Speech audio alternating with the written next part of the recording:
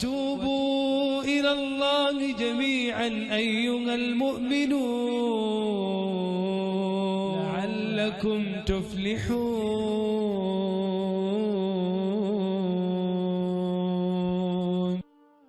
আমি পবিত্র কোরআন এটা পড়েছি যে আল্লাহ সবকিছু নিয়ন্ত্রণ করেন।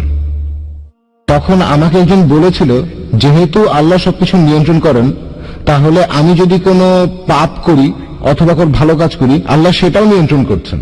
আর আমি একজন মুসলিম নাকি অমুসলিম, অন্য কোনো ধর্মের, আল্লাহ সেটাকেও নিয়ন্ত্রণ করছেন। আমি যুক্তিটাতে ঠিক পুরোপুরি সন্তুষ্ট না, তবে এ সম্পর্কে আপনার মন্তব্যটা চাই।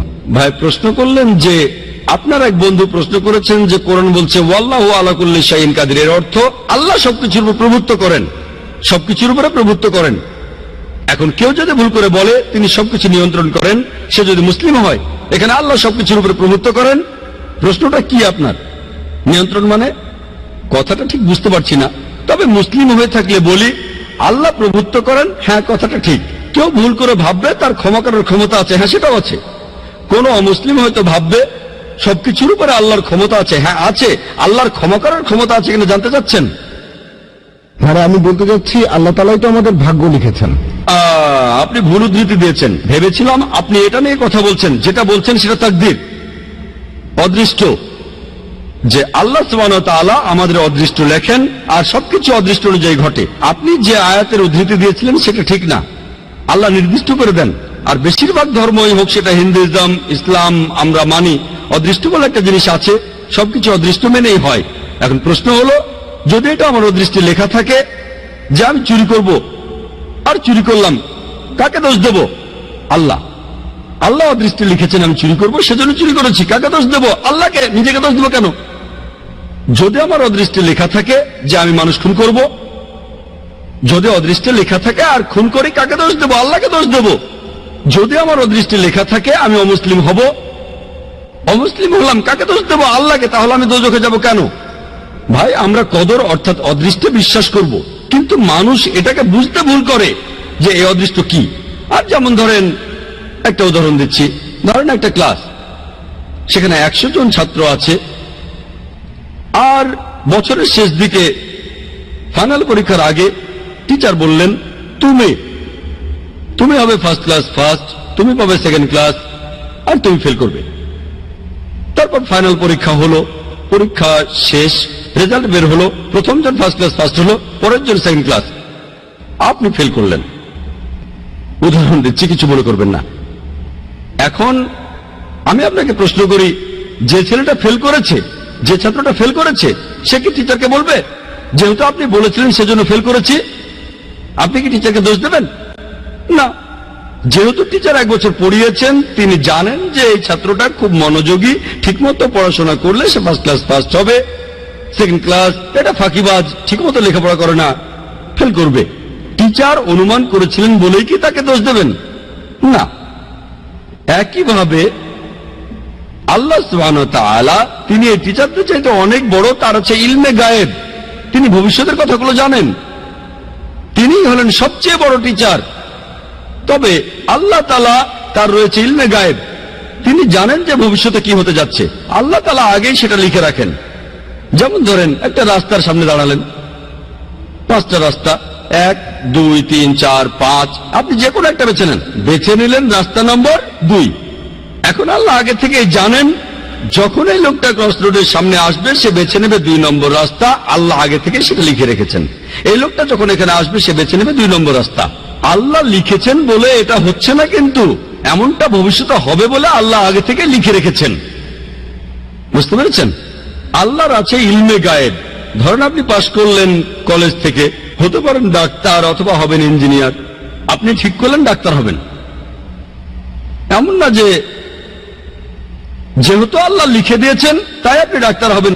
আল্লাহ জানেন কলেজ থেকে পাশ করার পর আপনি ডাক্তার বা ইঞ্জিনিয়ার হতে পারেন, আপনি সব সাবজেক্টে ভালো নম্বর পেয়েছেন, পিসিবিএম, ফিজিক্স, কেমিস্ট্রি, বায়োলজি আর ম্যাথ, ভালো নম্বর, আপনি ঠিক করলেন ডাক্তার হবেন। আল্লাহ জানেন আপনার চয়েস দুটো, আপনি ডাক্তার হবেন, তাই আল্লাহ লিখে রেখেছেন আপনি ডাক্তার হবেন।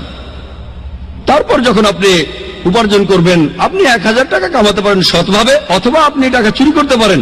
আপনি তখন চুরি করলেন। আল্লাহ জানেন যখন এই লোক বড় হবে তখন সে টাকা কামাতে পারে সৎভাবে বা চুরি করে, সে তখন চুরি করবে। আপনি যে চুরি করবেন সেটা আল্লাহ জানেন। আপনার বয়স যখন 25 বছর হবে তখন আপনি চুরি করবেন, আল্লাহ আগে থেকে জানেন, তাই লিখে রেখেছেন। আল্লাহ লিখেছেন বলে আপনি চুরি করছেন এমন না, যেহেতু আপনি চুরি করবেন তাই আল্লাহ লিখে রেখেছেন। বুঝতে পেরেছেন?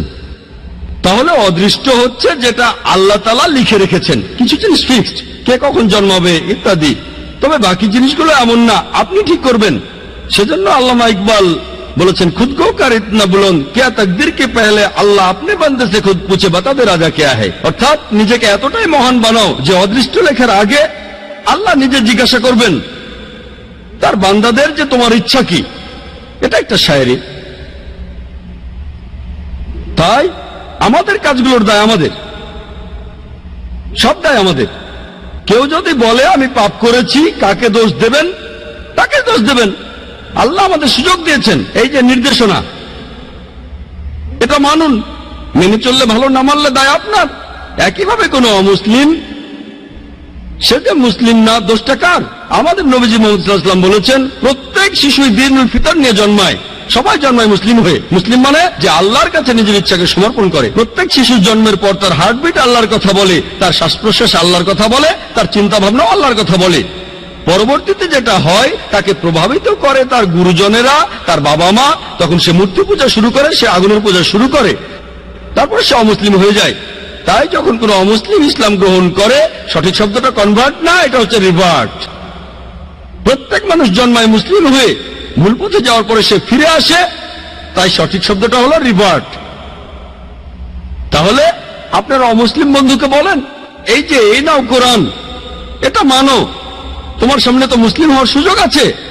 তাকে বোঝান, কোরআন পড়েন, মেনে চলেন। যদি বুঝতে অসুবিধা হয় আমাকে জিজ্ঞেস করেন, আমাকে জিজ্ঞেস করতে না পারলে IRF-এ এসে জিজ্ঞেস করেন, তারা সাহায্য করবে। এই কোরআনটা নেন। আপনি এমন কথা কোনো অমুসলিমকে বলতে পারবেন না যে মুসলিম হতে পারবে না। ঠিক, সে তখন আপনাকে বলতে পারে, আপনি বাইবেল পড়েন আর বেদ পড়েন, আপনি খ্রিস্টান বা হিন্দু হয়ে যাবেন। আমার ভিডিও ক্যাসেট দেখে তর্ক করতে পারেন। দুই দিকে, এটা two way traffic, one way না। আমরাও তাদের একই কথা বলবো, এই যে বাইবেল এটা পড়ে না, তারপর দেখেন আমি আপনাদের চাইতে বেশি খ্রিস্টান। ঠিক না ভুল? তাহলে two way traffic, one way না। এখানে সবার জন্য সমান সুযোগ। ওয়ান ওয়ে ট্রাফিক ঠিক না।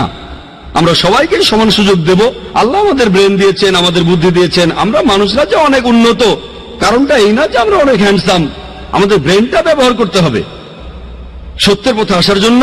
আপনারা অমুসলিম বন্ধুকে বলেন, হ্যাঁ আল্লাহ আমাদের সবাইকেই সুযোগ দিয়েছেন, আমরা বেঁচে নিতে পারবো। তবে আল্লাহ আগে থেকেই যে এই লোক কোরআন পড়ার পরে মুসলিম হবে কিনা, প্রথম জন, দ্বিতীয় জন, এখন আল্লাহ জানেন প্রথম জন মুসলিম হবে, দ্বিতীয় জন হবে না।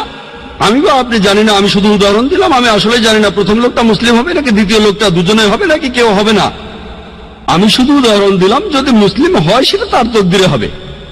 সে কোরআন পেয়েছে, তারপর পড়েছে, হয় সেটা মেনেছে নয়তো মানেনি। কোরআন বলছে যে কিয়ামতের দিন যারা এই সত্য ধর্মকে ত্যাগ করেছে তাদের কেউ কথা বলবে না, ও আল্লাহ আপনি অবিচার করছেন। তারা শুধু বলবে আমাদের মাফ করুন। আল্লাহ বলবেন দেরি হয়ে গেছে, দেরি করেছ। আল্লাহ তাআলা বলেছেন যেসব লোকজনকে দোজখে পাঠানো হবে তারা কেউ বলবে না যে আল্লাহ তাআলা অবিচার করছেন। সবকিছু একেবারে তাদের সামনেই থাকবে। এখন আমরা ভিডিওতে আগের জিনিস দেখতে পারি, আল্লাহ কিভাবে করবেন সেটা জানি না। আল্লাহ বলেছেন তোমাদের শরীর তোমাদের বিরুদ্ধে সাক্ষ্য দেবে, তোমাদের চোখ তোমাদের বিরুদ্ধে সাক্ষ্য দেবে। তাই সেখানে অন্য কারো প্রয়োজন নেই। আপনি নিজেই বুঝতে পারবেন আপনার ভুলগুলো কি কি ছিল। যখন আল্লাহর কাছে বলবেন আমাকে মাফ করেন, আল্লাহ বলবেন দেরি হয়ে গেছে। সুযোগটা পাচ্ছেন এই পৃথিবীতে, এত ভুল করার পরও আল্লাহ আপনাকে সুযোগ দিচ্ছেন। ভুল করছেন, আবার সুযোগ দিচ্ছে আল্লাহ। এই জীবনের পরে পরকালে হিসাব কিতাব, শেষ বিচারের দিন আপনার কাজের উপর নির্ভর করে আপনার বিচার করা হবে। কাজের উপর নির্ভর করে আপনি যাবেন বেহেশত বা দোজখে। আশা করি উত্তরটা পেয়েছেন।